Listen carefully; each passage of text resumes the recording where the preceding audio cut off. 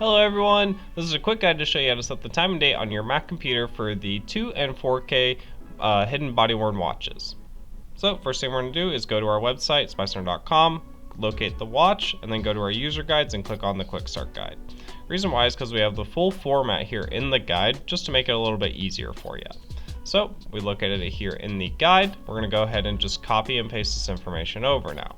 So once we've done that, we'll open up our text edit program and create a new document. Go ahead and paste that information in, and you'll notice here that we do want to format this properly. So I'm going to delete all the little bullet points, level it properly, and just make it look nice.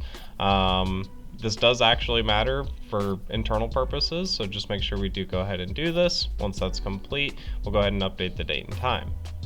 So there's our date and time. We're going to go ahead and do that. So it'll be year, month, day, hour, minute, seconds. Once you've put in the accurate, we'll go ahead and save that information. So you'll see here, we're going to go to the top left, file, save. We do want to name this file user CFG, and obviously make sure we're saving it to the watch. Once that's complete, go ahead and hit save in the bottom right. And we're going to go ahead and close everything down now and eject it from the computer.